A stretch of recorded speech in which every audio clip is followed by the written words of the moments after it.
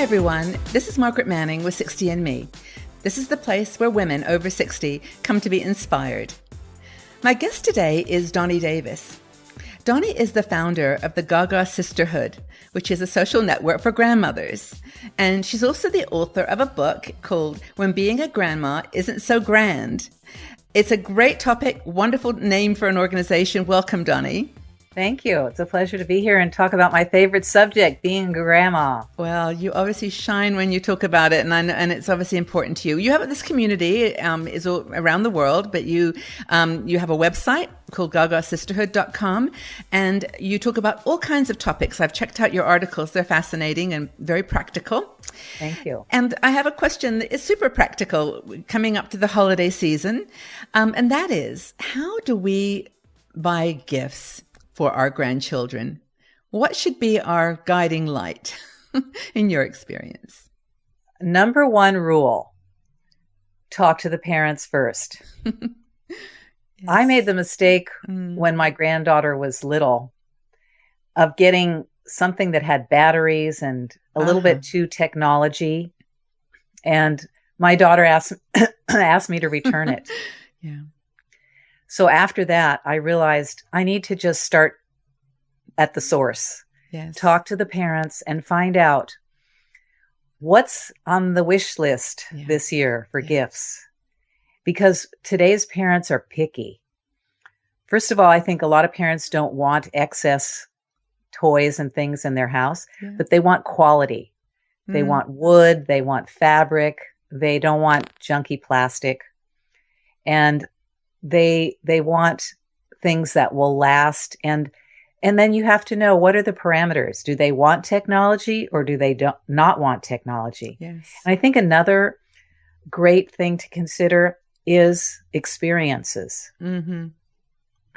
Well, I was just going to say, back on the plastic things. I mean, you just reminded me of so many Christmases where we would open gifts from relatives and they would require assembly. And it was like, not just batteries, it was like you needed to assemble it. And so I think that's a great suggestion to ask the parents. And I think you're right about this trend of wanting quality. And, so I think those are two really good guidelines. But like you're about to say, I think that there's another angle around giving a gift that's more experiential. So tell us what comes up in conversations there. Well, experiences could be a multi-generation vacation. Yeah. It could be an outing to a play or a ballet. Yes.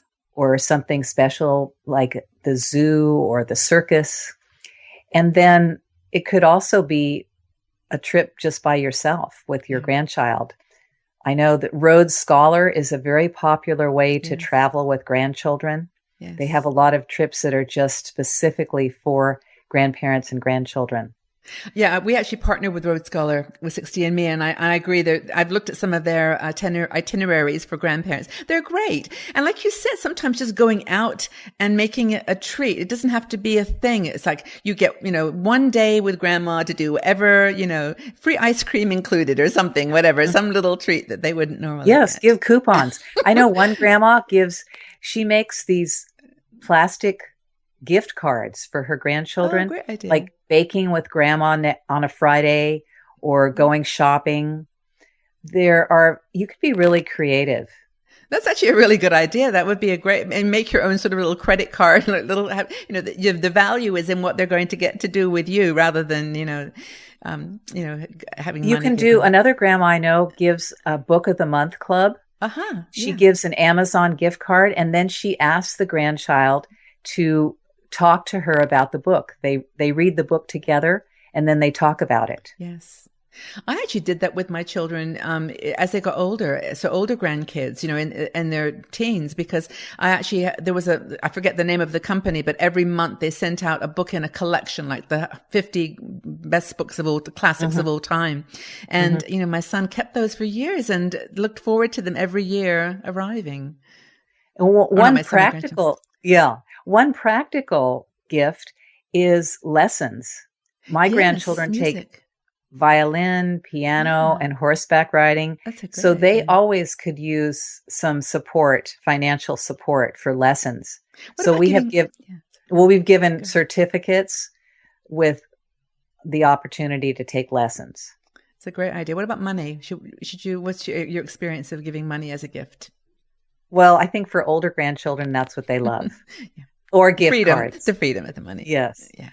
Maybe you get to take them with you to buy the gift, or that's take a picture. Another thing. I think my granddaughters love for me to take them shopping. So we'll say, we're going to go buy a birthday outfit, or my granddaughter's going to a party next month. So this weekend, I'm going shopping with her, and we're going to look for a party dress for her. It's a great idea. Well, we live in such a consumer world. It's just, we're so inundated with stuff, with items instead of experience. I think that's a really nice lesson to teach, maybe combine like you do the consumer with a trip, but make it contextual, not just send the credit card or the gift card. But I have another question related to that though. I've been on a big simplicity, binge for the last couple of years, really trying to limit the number of things in my life. And I really find it hard to buy gifts for my granddaughter when they're not just like a small thing that I know is going to end up just being thrown away at some point. I mean, it's like a disposable gift. Mm-hmm.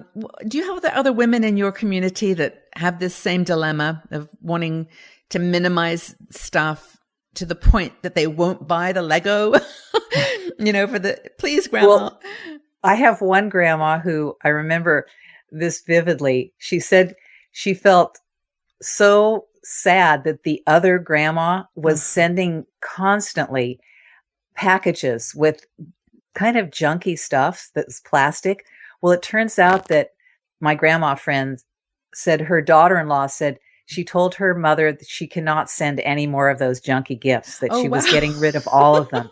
And so my friend who didn't buy into that competition felt satisfied that she had restrained from jumping in and competing and trying to send an equal number of junky gifts to the grandchildren because the parents didn't appreciate it.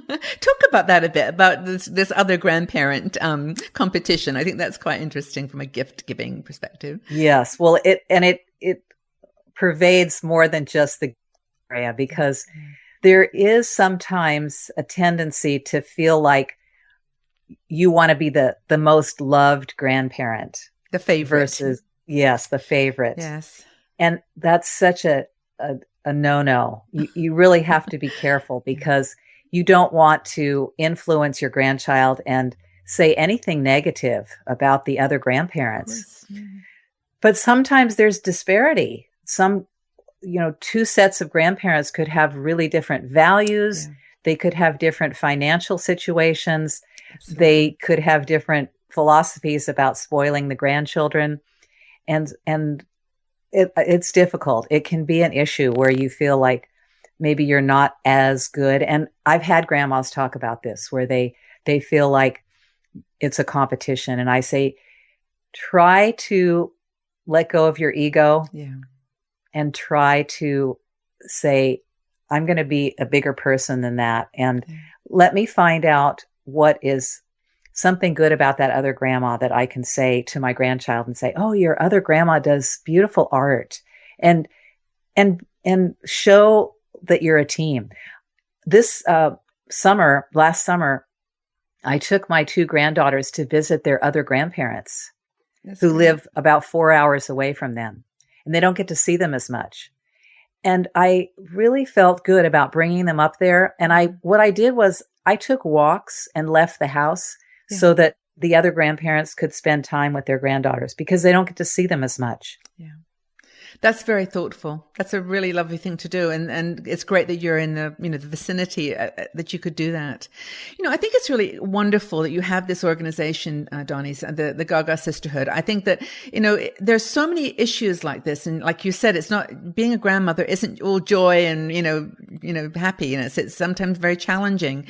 To have somewhere that you can go and talk about it and get other advice, other, feedback. I think that's the key, is that no matter what stage of life we're in, it's really important to talk about that with women who are in the same stage of life, because sometimes we feel like we're the only person experiencing this. And then it's amazing how universal it can be. You just talk to a few other people and they're all nodding their heads and going, yeah, that happens to us too. And you feel so isolated if you don't have someone that you can talk to, or and I think being a grandmother, I mean, like we talked about earlier, no one knows what to do. Like, you don't get an instruction book, and you think that you're the only one who's not figuring it out. And that's why I started the GaGa Sisterhood, because I thought, oh, this is complicated. I need to talk to some other grandmas. Well, you're doing a great job. And I recommend anyone who's watching this to go check out your website and pick up your book and learn what, and join in the conversations. Thank you, Margaret. It's been really great to meet you, Donnie. Thank you for being here. Thank you.